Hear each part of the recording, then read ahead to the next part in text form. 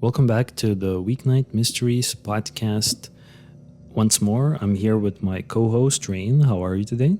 Hello, everyone. Completely okay. It's been a while. How are you today?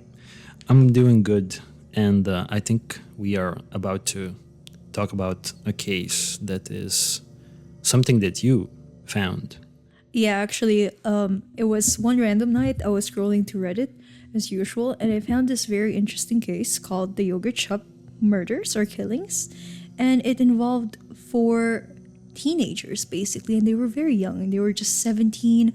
One was 15, and the other one's 13. And I thought this is very interesting. It still remains unsolved after years, and I thought it might be a good idea to talk about him now and try to figure out what happened.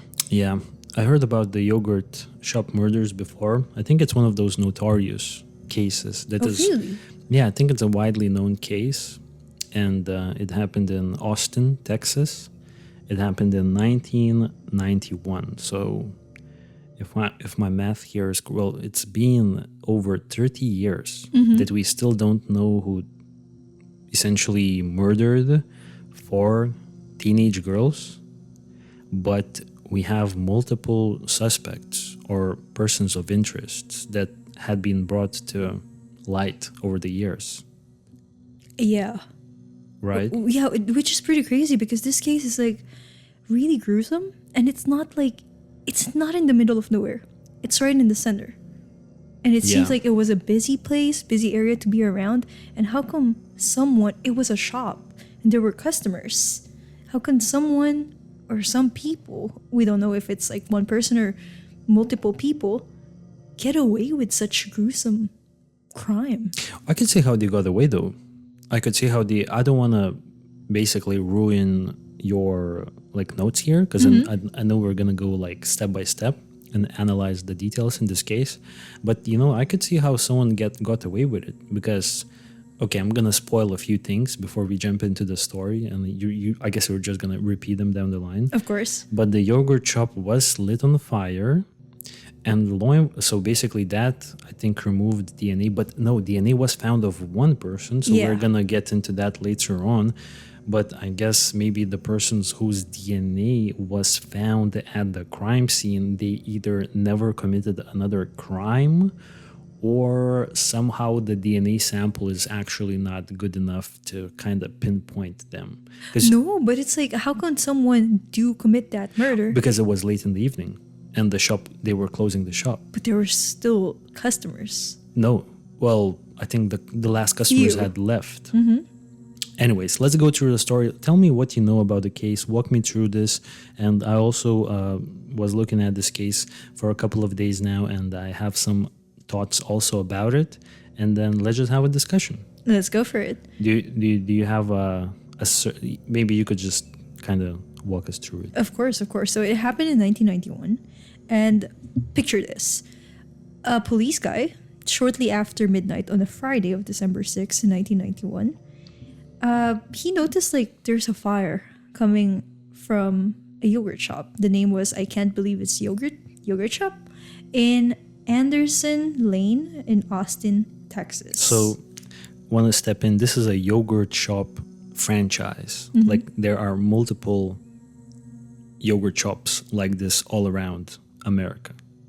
Interesting. I never heard of it. Yeah, I've looked into it. So maybe if someone's listening from Texas, you probably know about this. Is it still a store right now? I don't know if it's still available, but I Can't Believe It's Yogurt brand like yogurt shop. So it's like a fast food kind of snack thing. Yeah.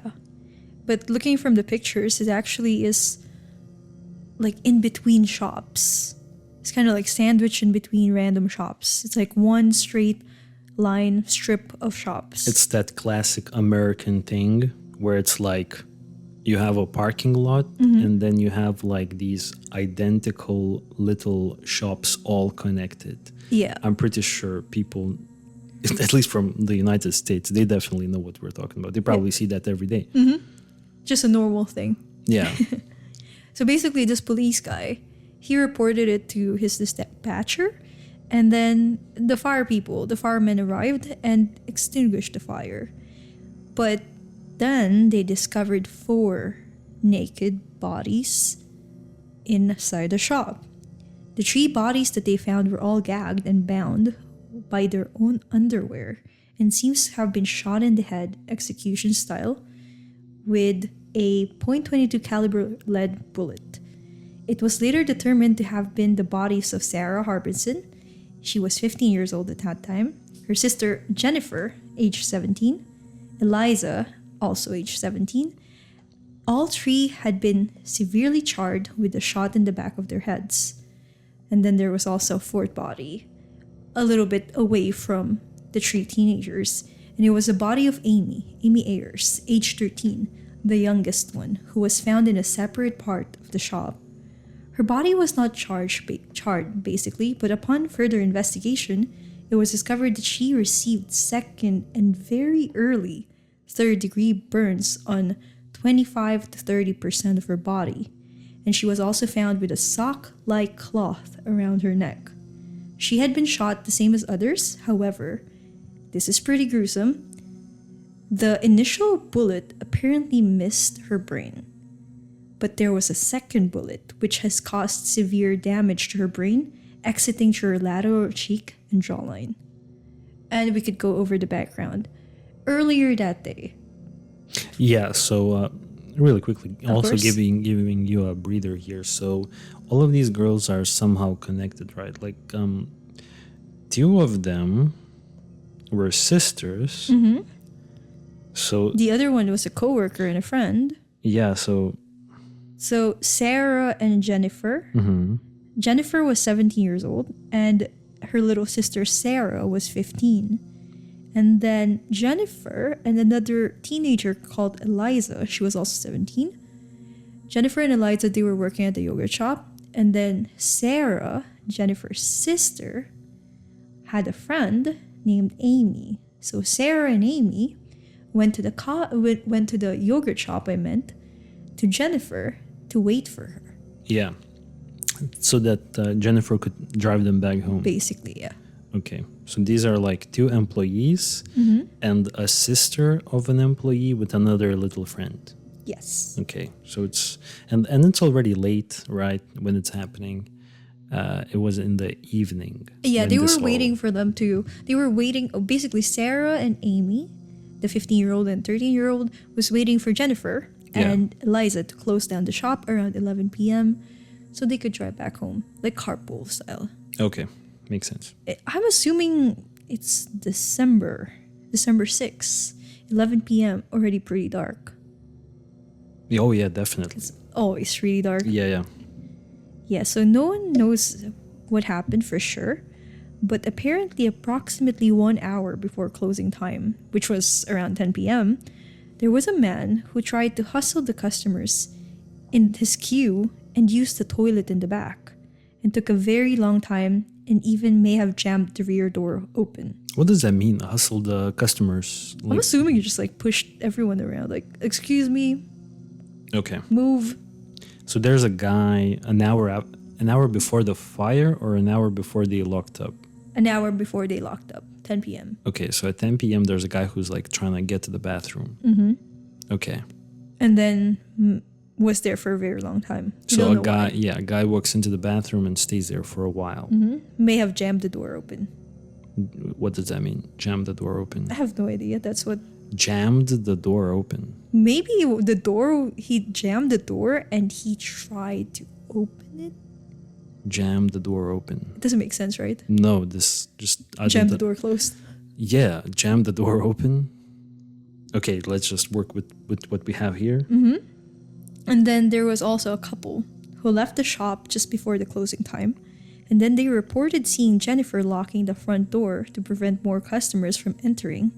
And then there were also 2 men at a table acting furtively, secretly. Can I ask a question Suspiciously. about that guy in the bathroom? Did he ever leave?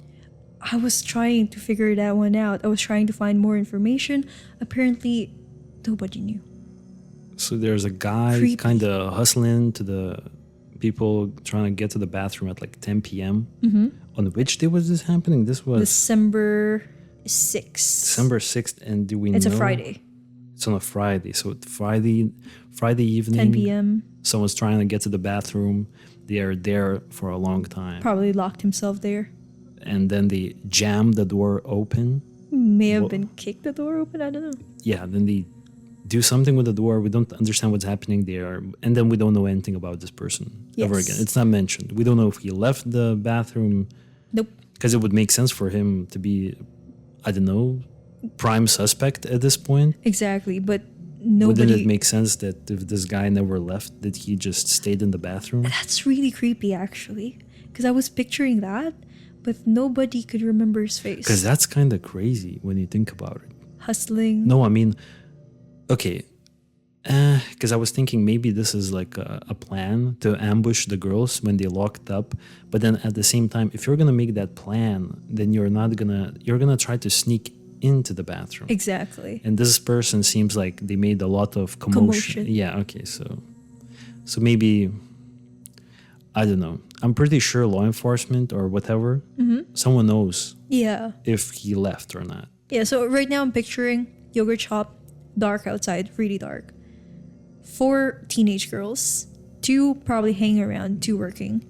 There was a couple, 1 table, and then there were 2 men who were kind of suspicious on the other table, and 1 weird guy in the bathroom. Oh my God. So really creepy. Do you know how difficult this is for like anyone Teenagers. for anyone to keep track of like how many people, what's happening? This is so complicated right now. But okay, let's try. So okay. Please. Do you think the audience would understand still? No, okay, I'm gonna try to explain also really quickly in my own words. 4 girls. Yes. 4 girls, a couple who are just minding their business eating yogurt, another pair of 2 weird guys in the corner, and another weird guy in the bathroom who's been there forever. Yeah. Oh my God. Okay, but let's go. I mean, it's like a typical shop. Yeah, it's just a lot of people. We have a lot of characters to work on with. Yeah, right now. Okay. Sounds good. Okay, and then what happened was that around midnight, basically that's all that we know so far. And then cutscene, around midnight, that's when the police officer reported a fire in the shop. And then the first responders, that's when they found the bodies of the 4 girls inside. No one else. Do you know who left last? Like who? Apparently the couple. The couple. Last. Okay, so the couple left the shop last, but the couple also said that the 2 strange guys who were in the corner, they were still there as they left. I believe, well, from the way I understand it, the 2 men left first. Okay, so the 2 strange men left. And then the couple left. Then the couple left. We don't know what happened to the guy in the bathroom, though. Man, I feel like I was reading the story. I swear to God, on Wikipedia it said that the 2 guys were still there as the couple left. Really? I mean, I'm trying to find this information real quick. Oh, by the way, also the back door was open. So right now I'm assuming that the guy locked himself in, probably let himself out to the back door, which is weird. Okay, so I'm trying to find... Okay, here we go. Here we go. No, I couldn't find it. Give me 1 second. I'll try to find what I was talking about on Wikipedia. All right, I found what I was looking for. So this is literally on the Wikipedia. And this is the last sentence of the first paragraph. A couple who left the shop just before 11 p.m. when Jennifer locked the front door to prevent more customers from entering reported seeing 2 men at a table acting furtively. So as they left. Yeah. Okay. So no, those 2 guys were still there. In there, so they weren't the last people in there. Interesting. No, and then Jennifer was already locking up the shop, but the 2 guys were still there in the corner. So why was Jennifer locking up the shop when those 2 guys were still there? Did they know those 2 guys? Or what's Most happening? likely not. Then why did she lock up the door when the 2 guys are still there? Why would you lock up? It doesn't make sense. Maybe it's a standard operation procedure. What? Like, maybe they're gonna leave at the back door. Oh no, maybe they locked the door and the 2 guys maybe I don't know, were eating some yogurt or something like that. And Jennifer was thinking, okay, when they want to leave, they'll tell us and I'll let them out. Yeah, something like that. Just But to prevent more people from coming in. Okay, now I understand. So I think it's pretty safe to say that the couple left 1st and two strange dudes were still there. Yeah.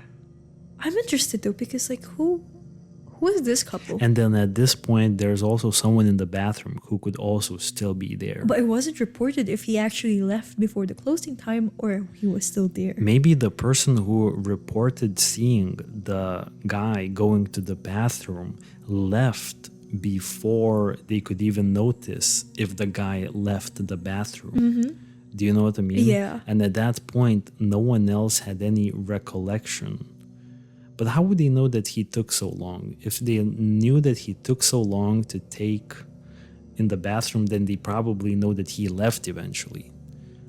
Probably they were eating yogurt. He hustled his way in. Yeah. He went to the bathroom, and then by the time they finished their yogurt, Yeah. the guy was Anyways, still there. I think it's just something that we can't know for It's sure. already weird. Yeah, it's complicated. And then, yeah, that's pretty much it. And then that's when the police found them and the firefighters found them. And all of them have been shot in the head. And at least one of them has been essayed, apparently. A .22 and a .380 pistol. I don't know how to read this. Caliber were used to commit the murders. And the perpetrator probably exited through the back door that was found unlocked. Okay. According to one of the detectives, the organized method of operation, ability to control the victims, and the destruction of the evidence by arson seems like it's pointing out to an adult who was experienced in crime rather than younger people or teenagers. And then that's when a DNA was found, but of an unknown male, as a result of one of the assays. But DNA has been found in a research database of the FBI. It has been found, but it has declined to reveal the identity of one of the men by the law of anonymity. Sorry, I butchered that. Anonymity. Anonymity. So basically what they're saying is that the FBI made the connection in their database, but they did not reveal the identity of this person. Probably couldn't. Huh? Probably couldn't. No, as I understood this detail, I think they made a connection, but it's not one-to-one connection. Like, for example, a lot more people, a lot more men could also have that, let's say, DNA sample. Like, for example, maybe it narrows down the range of people, but it doesn't necessarily point to one specific person. So I think someone was in the database, but it doesn't necessarily mean that it was... it was that person. And maybe this person, I don't know, is like from Alaska or something. You know what I mean? So like maybe not even in Texas. Yeah. So we don't know who this person is, and they did not disclose this information, not to, like falsely accuse potentially that person. So I'm pretty sure it's probably not the person. Yeah, in my most likely opinion. not. If I understand this correctly, then I think it's not the person that they were able to connect via DNA. You know? Yeah. And they did not release it. Okay. Yeah, but that's it, honestly. That's all we have. We do have persons of interest. However, for the crime scene, for the initial investigation, that's all we have. What do you think so far? I think so far the two guys look super suspicious to me, and also the guy who went to the bathroom and stayed there for a long time is also kind of suspicious to me. I would like to know more how the two guys looked, like if they're old, if they're young, because some of the persons of interest in this case are quite young, and other persons of interest are like Hispanic. Yeah. So it's like, would be very helpful if we knew a little bit more about the two guys that were in the corner. Because if they looked Hispanic, then we kind of lean towards two guys that we're going to be talking about. If it's like younger looking kids, then there's another group of people. There's also another known serial killer. that I will maybe bring up later that's also potentially connected here. Well, some people speculate and would like to know if either one of those two strange dudes matched the description of one particular serial killer that we will talk about. Exactly. So I would like to know how the guy who hustled his way to the bathroom looked like, and I would also like to know how the two guys sitting in the corner look like. That's what I want to know, because I feel like that's the most interesting part of the story for me. It's pretty interesting though, because if one person or one of the people in that yogurt shop was Hispanic, it would have been easy to describe. You know what I mean? The couple would have. It's kind of getting dark there. You know what I mean? It's like 11 p.m. there, as I understand, in the corner of the shop. Probably a dark corner of the shop. Yeah, darker corner of the shop. They probably weren't paying attention much. They weren't paying attention at all because they just briefly remembered it. You know what I mean? So I wouldn't say so. Like, let's say if someone's, you know what I'm saying, like really different looking than anyone else with like a clown costume in the corner. Oh, that's you extra will always creepy. Yeah, but if it's just a guy, Just a couple random guys in the people. corner, you don't even pay attention to them. Honestly, could you tell if they're Hispanic or Caucasian? I don't Which think race so. there are. Yeah, I don't think so. That's true. I think I don't know. Just seems like it would be hard. Now that guy who was hustling through the bathrooms, I feel like you would look at that guy. Oh, for a bit. definitely. He caused the commotion. Yeah, He was so the I feel center like- of attention. So I feel like someone could remember that guy. But we don't have any descriptions though. Yeah, that's also unfortunate. It's crazy. Okay, so that's what I think. I want to know how those guys look like. Okay, so we could first talk about about the first person of interest. So wait, we have before we go into persons of interest, I just want to make things more understandable. If I am correct, we will talk about 3 different like sets of people, because I'm pretty sure you're gonna talk about the 4 teenage boys. You're gonna be talking about the Hispanic people that were kind of thrown into this case. And then I also want to bring up a serial killer who was active in Austin at the same time. Yeah. So we're going to be talking about 3 different sets of people, right? Okay, so let's go. So maybe There's a lot of characters involved in the story, but one by one we could talk about the persons of interest. So you're going to start with the teenage boys. Or do you want to start with the No, killer no. first? I'll finish with it. But you're gonna bring up the teenage boys. Yes. Okay, go for it. So, okay, we're going to talk about the teenage boys first. And we're going to first talk about one of them. One of them was Morris Pierce. He was a 15-year-old boy at that time and was caught with a .22 caliber gun. Not once again. I would just like to say that not established to be a murder weapon. So we are not sure if he used it or not, but it's the same .22 caliber. So basically, he got caught, right? Yes. In the mall In a nearby mall, 8 days after the killing. with a gun. What was he doing there? Do you know? Not What- really. What was he trying to do with a gun in the mall? Do you know? Do you know how old this guy was? I think he's like a teenager, right? Like a below 17, 15. Yeah, he was 15 years old. 15 in 91 in an Austin mall with a pistol. Is Well, that normal? That's not no, normal. That's that's- definitely not normal. Probably like, Even for a merc. I'm thinking he was trying to be cool, or Yeah. maybe he intended to steal, Yeah. right? Oh, Because yeah. there was a getaway car. Oh, with there his was a friends. getaway fight? Oh, Yeah. so yeah, he was trying to rob a place. Feels like it, yeah. There were Okay. 4 teenagers. One was Maurice, and he was found in the mall with a .22 With a caliber gun. Okay. And then his friends, three teenage boys, were waiting in the getaway car. So he was definitely trying to rob a Something. store. Yeah. There's just so many kids in one car. I feel like, why do you need 3 getaway drivers? Just besties, probably. Are we sure it was 3 of them or 1 getaway driver?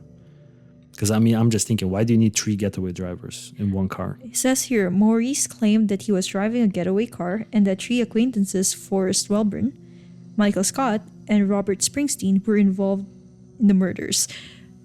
Apparently, he gave promising information, but the detectives thought that he decided to just say a bunch of, statements and information because he was trying to get away from the gun charge. Yeah, man, I was reading this in Wikipedia and I had such a hard time trying to understand what's happening. Yeah, here. like, I don't want to get caught having a gun in the mall, so I'm gonna like say that I committed murder. I committed the murder. No, I think maybe they were like pressing him. And he got scared. He got scared and maybe he like confessed to some stuff. We don't know exactly what he confessed to, but this was a complicated thing to understand for me. Like, Yeah, me too, actually. but as I understand, okay, let's just like leave it at that this guy had a very similar gun that was used in the murders of the 4 girls 1 week after. And yeah, and then he somehow implicated another 3 friends Yeah. who are all under 17 and they basically somehow, I don't know, like confessed to the yogurt shop murders, but kind of not fully confessed, and then they were kind of like going back and forth. Obviously someone knows. We're just like completely random here. Like we just have no idea actually what's happening here, but let's go. We're just trying to make sense of the information we have. Very good way to put what we're actually trying to do here. So going back to Maurice, that 22 caliber gun, they could not establish if it was the crime or the murder weapon because apparently 22 calibers were unmatchable. And there's no way to match it. Okay. Okay, so basically it could have been the murder weapon. But they don't know for sure, and they can't prove it. Or it could not have been. Yeah. They basically can't prove that it's not the murder weapon. It could be or it could not be. Yeah. Okay, so this is bad. Pretty bad. Well, or it's not. I guess it's just... It makes the complicated case even more so complicated. Circumstantial Yeah. evidence, I guess. Yeah. Well, then, it's gonna be a little more complicated, honestly, because several years later, when these teenagers turned into men, there was a new detective on the case that theorized that these 4 teens from 1991 were credible suspects. So they got all... sorry for interrupting you. I just want to ask, they all got away with it? Maybe because they were teenagers. I couldn't find any information about it, honestly. All right. I just read that, after years, when they were no longer teenagers, then there was a new guy who said they could have done it. So they were interrogated by various detectives, and confessions were obtained from some of the suspects, and they said that they had participated in the murder. Oh, so this is when they got booked, right? Yeah, when they I think so. started getting pressed and they implicated themselves. Yeah. Okay. 2 of the 4 teenagers were sent to the trial, entirely due So to they're not teenagers at this point. Yeah. But entirely due to their self-incriminating statements, so they probably really confessed details. Then it's over. Then case solved, right? No? We'll see. The prosecution went into great detail about the horrific nature of the crimes against the young victims, but presented no hard evidence other than the confessions. Yeah. 2 were convicted, one being sentenced to death and the other sentenced to life imprisonment because he had been 15 at that time.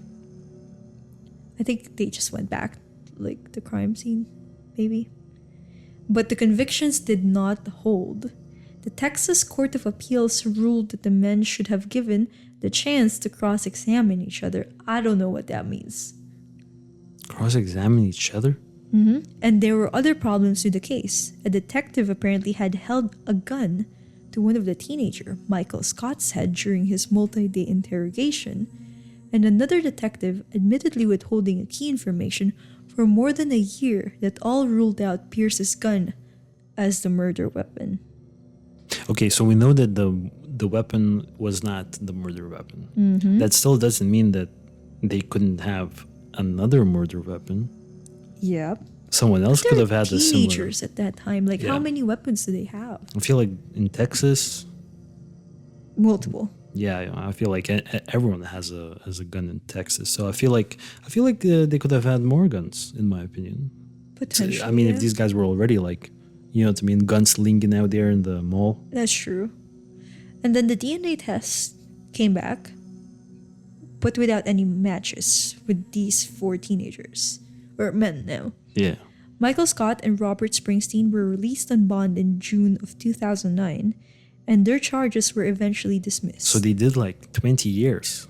Seems so. Almost 20 years. Oh, not 20, but they did 20 years, both of them. And they And then- kept, and what were they doing during these 20 years? Did they keep denying it? Do we know what they were doing? I think they said it. They were They like, admitted it to it. But the thing is, but it seems like someone had to do the appeal, right? seems so. So it's probably them, right? Who had to initiate the appeal. Like someone has to start, or is like the government gonna start an appeal already when you're convicted? I don't think so. So like, I feel like they had to start the appeal like themselves. Yeah. So I'm just assuming that they're both like saying that they're innocent all these years in prison, Completely, yeah. right? Or, I'm or are they assuming so. like admitting it and they got like a get out of jail free card like Monopoly? They probably were like saying that Yeah, we're that they're innocent after yeah. all this time. Okay, yeah, We that were would just threatened by the I mean police, that would probably. make more sense to me in this story. And then Okay. it was decided that there was not enough evidence to charge them, and the search for other suspects continued. Okay, and I guess that's pretty much it with the 4 boys, right? Or do we have more things that will come out? Okay, now there's a couple of men. Okay, it's now a different group of people.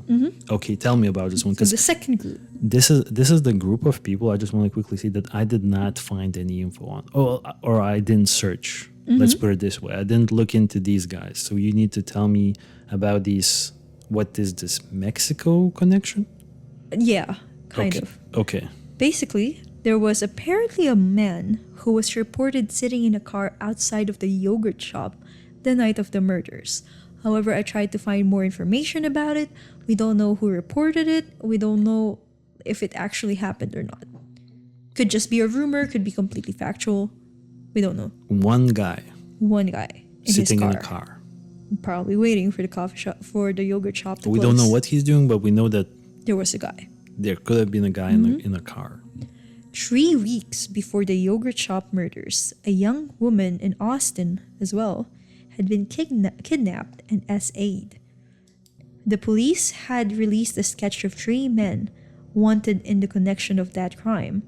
One of those suspects bore a striking resemblance to that man witnesses reported sitting in a car outside of the yogurt shop. And this is where the first sketch came in. Yup. And then, okay, to completely describe the picture to our audience members, if they're not looking at the sketches, he kind of looks like Latino.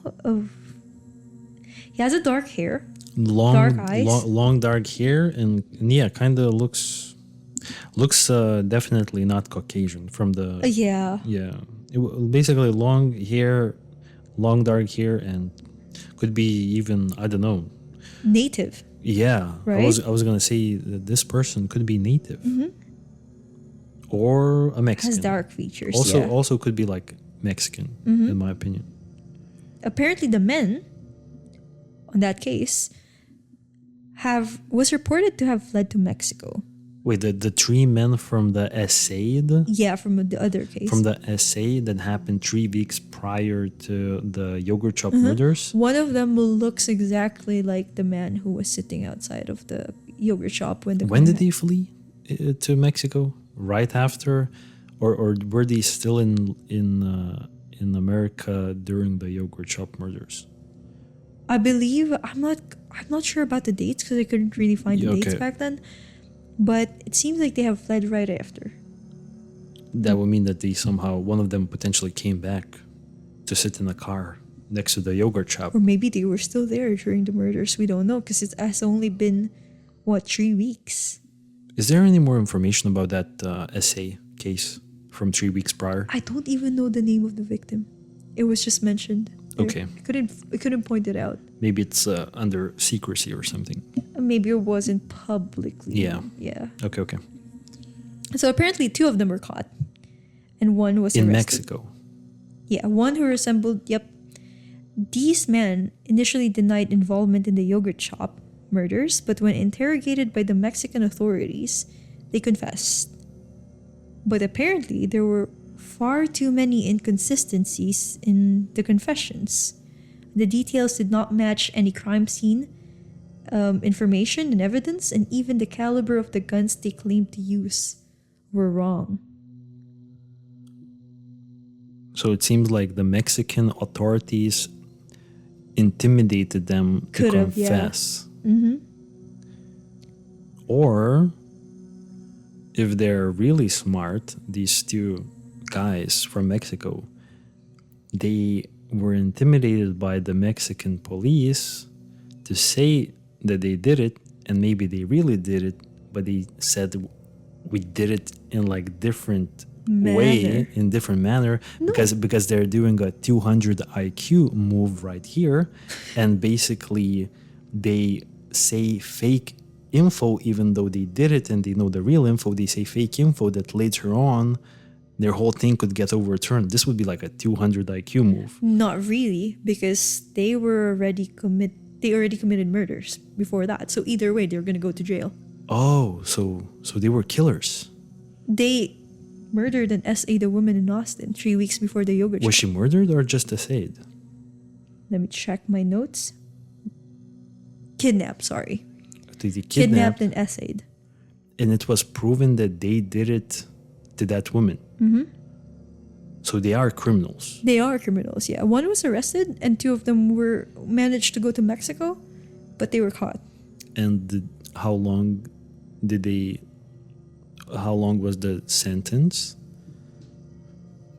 No other No information information, other than just- what we have. Okay, so Mexico is dealing with these guys somehow, and then they also were like, okay, let's try to intimidate them. And what did they do after the 2 guys? They say, oh, we were intimidated by the Mexican authorities, and then they recounted their confession, I bet. I bet, yeah. Oh, I mean, No, it's more of like from the way I read it in the article, it says that it seemed the American police, it just seemed like the Mexican police just intimidated the suspects. So they would confess and they just said random information. But the Mexican police were intimidating. Intimidating, yeah. Not the American police. Yep.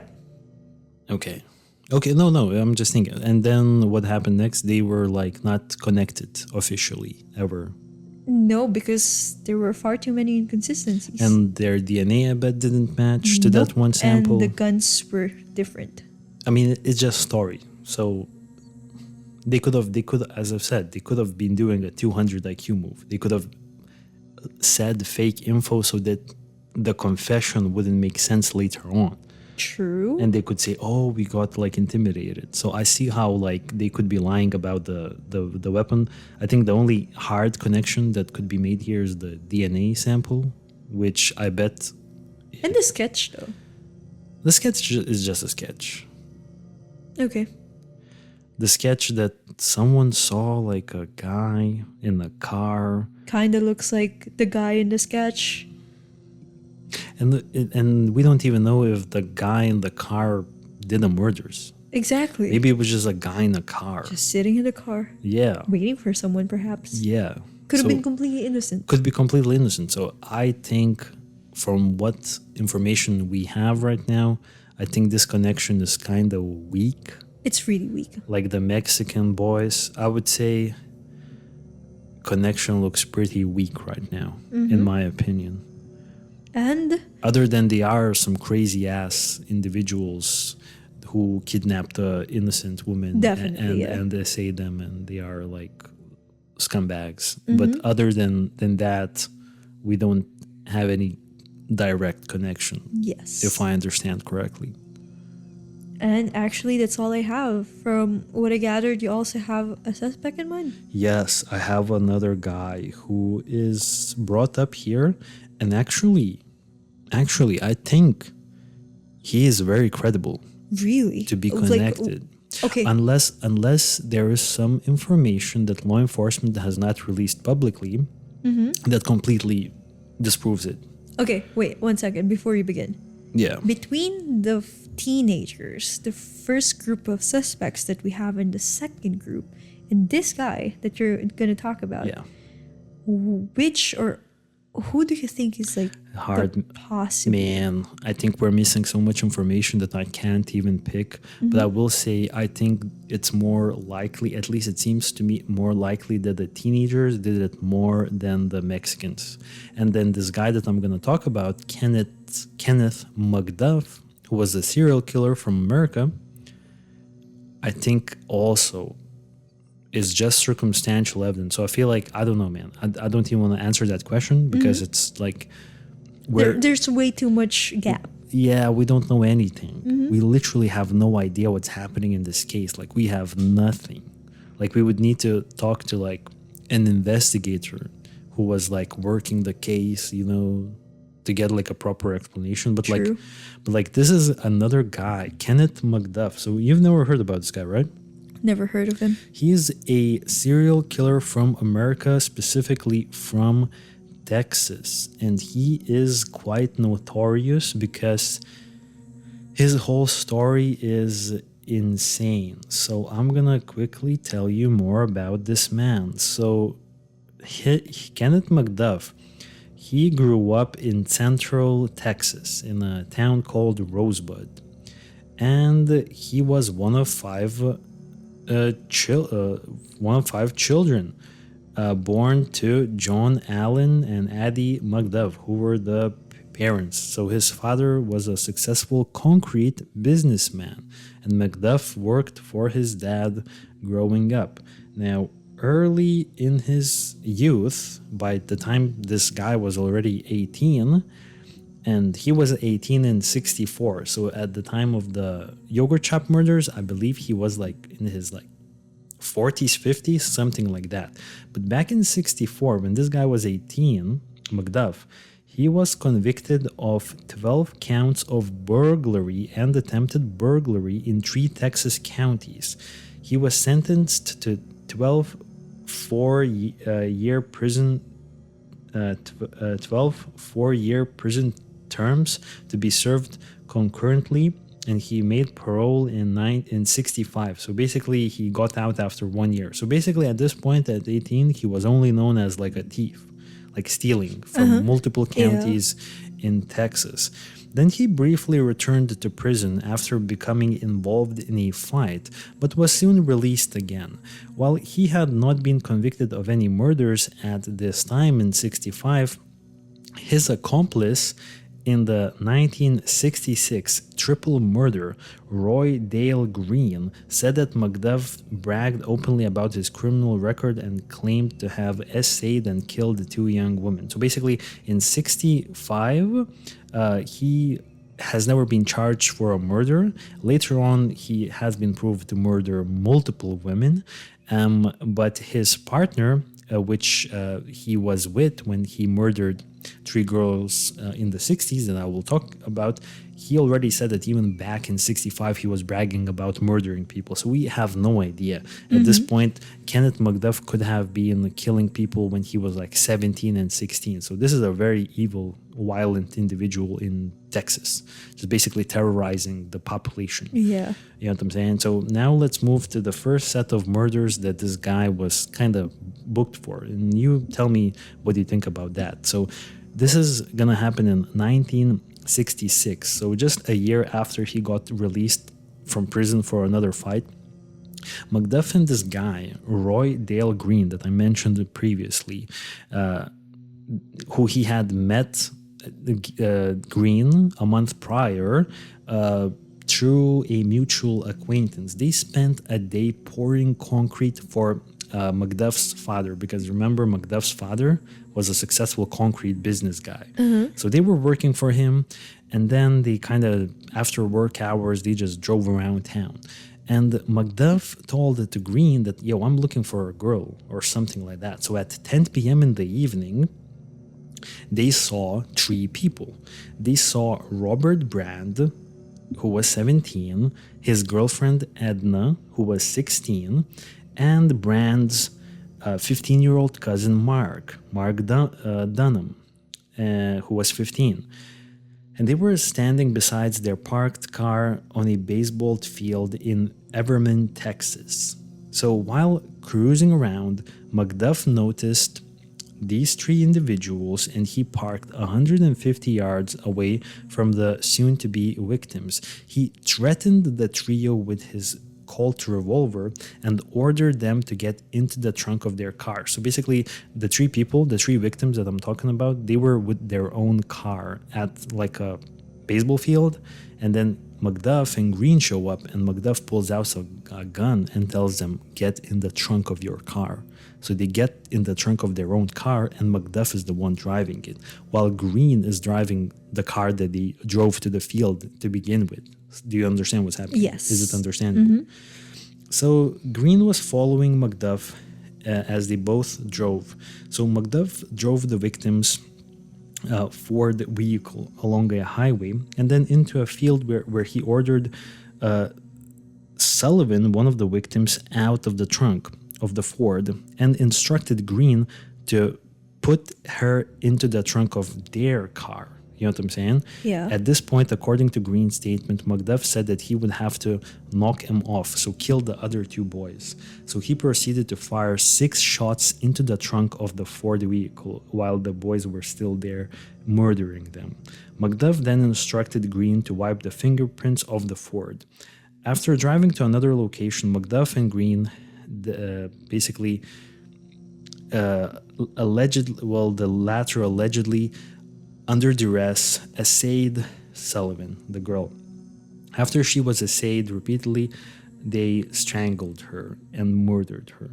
And eventually, I'm trying to see, the following day, McDuff, so they murdered the girl, they murdered the 2 boys. The next day, McDuff buried his revolver besides Green's garage, and their mutual acquaintance, Richard Boyd, allowed McDuff to wash his car at his house because it probably had all kinds of incriminating DNA stuff from the prior day's murder session. The next day, Green confessed to Boyd's parents, who told Green's mother, who convinced him to turn himself in. McDuff was arrested by Falls County Sheriff. So basically, the Green, one of the people who were doing the murders, he immediately confessed, and his mom urged him to go to the police, and he also went to the police and told that, Kenneth McDuff was with me, and he was the one killing everybody. Okay. So now, these 2 guys, right, they go to jail, and they both get big sentences. And I think McDuff, I'm not sure about Green, but McDuff was definitely on death row. But due to some legal stuff in America, this and that, they got released. And they actually got paroled. So they were out on the streets already back in 89. Believe it or not. Yeah, in 89. And the murders happened 91. Yeah. So they got released. I don't know about Green, but McDuff got released in 89. And then he started killing people. And then he was basically targeting, I think, sex workers and other women. And he would basically strangle them and essay them. And he, after getting out of jail, the first attributed murder to him was in October of 89. Then another one in October of 91. No, actually 2 in October of 91. and then there was one in December of 91. So if you can remember, the yogurt shop murders happened also in December of 91. So basically what happened was that the victim, Colleen Reed, was kidnapped in plain sight from an Austin car wash by McDuff and his associate or accomplice, whose last name is Worley. But I can't find his full name right now. Regardless, she was kidnapped. Both repeatedly assayed her and tortured her with cigarettes before McDuff murdered her. So why this is significant is because this guy, a serial killer who had killed 2 women in October of that same year. Yeah. And basically tortured them. Yeah. He commits a murder in Austin on December 29th, which is 23 days after the yogurt shop murders in Austin.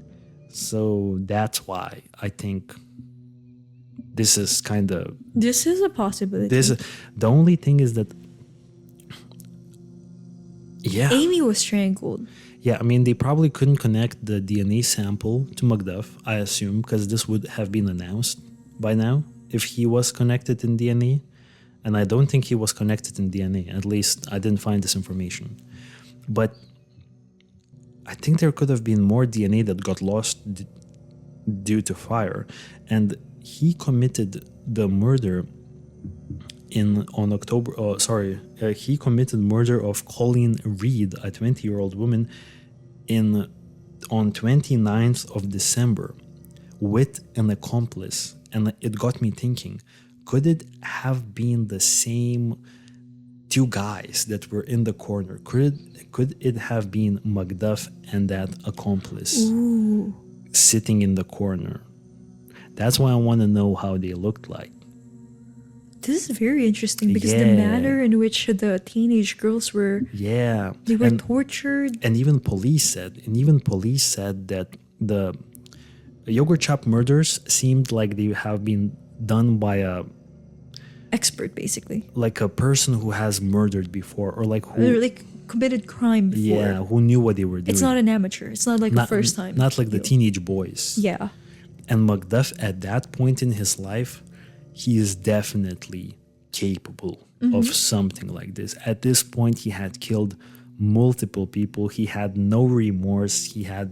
He would go find girls, assay them, and then he would murder them. But it usually would be, as I understand, one girl at the time. It would never be a group of girls, and also the girls would be a little bit older. Once he got released from prison, the women that he targeted were from ages 21 up to 36. So it was never teenage girls. And then actually what he did next is he didn't stop killing after that December 29th murder of Colleen Reed. He then killed 2 more women, Valencia Joshua in February of the following year, of 92, and then in March, Melissa Northrup. And they were both, not both, but Valencia Joshua was I think in Vaco, Texas. And I think Melissa was also in Vaco, Texas. So it wasn't Austin. But the fact that he was in Austin in December... It's already pretty bad, honestly. It's interesting. Yeah. So I just want to bring this guy up because I know that he was brought up. So I wanted to... No, because going back to the crime scene, 3 girls were found in a separate room. And then Amy, the youngest one, was found in a separate room. And then 3 girls, the 3 teenagers in the back room, they were just shot in the head. Of course, they have underwear in their mouths. But Amy seemed to have been tortured. More than the others? More than the others. Amy was in like, not in the back end, I think it's like by the kitchen area. Mm-hmm. And then she had 2nd degree and 3rd degree burns before the fire started. Oh, we know that? Yeah, we know that. Okay. Basically, Amy, the 13-year-old, the youngest one, she had 2nd degree burns and 3rd degree burns way prior the fire. She was shot twice in the head, and she was apparently assayed. I thought they all got assayed, actually. That's We're not sure, but it seems like only one of them has been tortured, like actually tortured. Yeah. I was under the assumption that they couldn't really tell due to decomposition. The charred. They were charred. Yeah, due to the damage of the bodies. Yeah, but apparently Amy... For the bodies, of the bodies. Yeah. Apparently Amy was not as charred as the other ones. Yeah. And so they managed to find out that she was indeed tortured. It's unfortunate. It's very bad. It's really bad. It's very bad what happened here to these innocent lives. Innocent girls who just wanted to go home on a Friday. enjoy the Friday evening. Yeah, it was probably Christmas season. You probably already were hearing like Christmas songs in the malls, and to have happened to them, I mean, it's just. And 2 of them were working until 11 p.m. Teenagers. Yeah, I don't know what to say about this, man. This is just horrific. No other way to describe it. It's like somehow this story is just so bad.